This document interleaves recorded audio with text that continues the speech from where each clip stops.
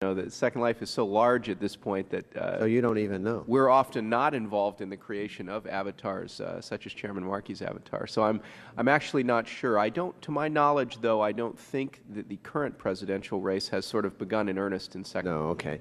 What is the difference, since you started the company, who is Linden Labs? Are they the company you hired? Why didn't you call it Rosendale?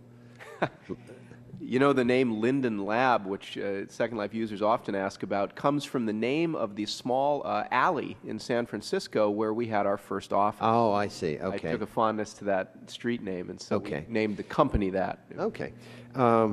Just another quick question. I noticed in the resume you said you announced that you're stepping down as CEO on March 14th. Why are you stepping down? It looks like you guys are just starting.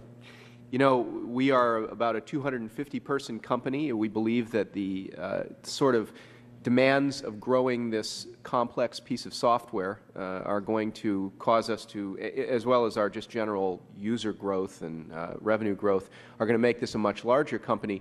I personally am very passionate and involved in the fairly detailed design of and you know, skeletal construction of Rather Second than Life the as a management product. of something like this. I So understand. I'm less interested in that sort of large company management. As I understand that you have a Second Life for teenagers, too, from 13 to 17-year-old. And obviously, this Second Life that you have is for adults. So the question is, how do you keep the adults, I assume you try to keep the adults out of the teen Second Life and keep the teens out of the adult Second Life. How do you do that? Well, obviously, and the members of the subcommittee have discussed this already, we take child protection and access to content for minors very seriously. As you mentioned, we have an area of Second Life, Teen Second Life, which is just for teenagers.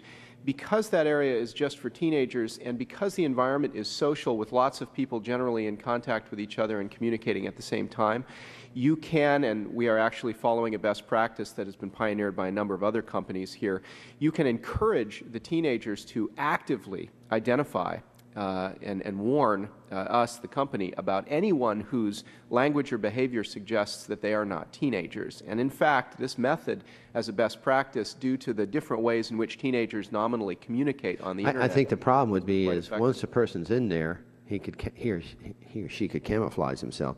What do you take as a front end to stop people from getting in?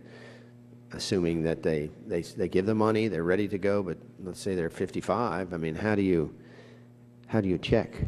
Like most Internet services, there are, of course, limits to how much we can check across an electronic connection. Because there's some personal privacy involved right, here. exactly. But we do, however, require a stronger degree of initial identity for signing up for the teen version of Do you Second ask for a Life. Social Security number? We do not ask for a social. You look at driver's license? We don't ask for a driver's license. We So ask if you don't have for, Social Security, you don't have driver's license, how do you know the age of the person? We ask for credit card information, telephone information, and of course we ask the user to self-describe their age. But as I said, this A lot of people would not give the truth if they're going into there with you know, overt intent or covert intent. They wouldn't necessarily be truthful. So at the front end, it doesn't sound like they're screening them beyond their own word. We're screening them as much as we can across this type of connection and in keeping with what generally Internet services are able to ask about their users. But as I mentioned before, the segregation of that audience into its own world and the fact that it's rigorously self-policed, people are very aggressive about identifying anyone who they think shouldn't be there, along with the vernacular of conversation that kids take as opposed to adults, has reduced, has at least thus far provided us with no evidence. Is the FBI involved at all when you find people? Do you actually bring in the FBI? We actively and proactively have involved the FBI in both, well, more actually main grid, as we say, activities on the adult side, where we've involved them in looking into cyber crimes where people have tried to deny service. My time's expired. One last question. You mentioned you're not proud that Second Life's making money, I think you said. Can you explain why you're not proud it's making money? Because I think to exist, it's got to make money. Oh, no. Did I misinterpret? You said something to the effect.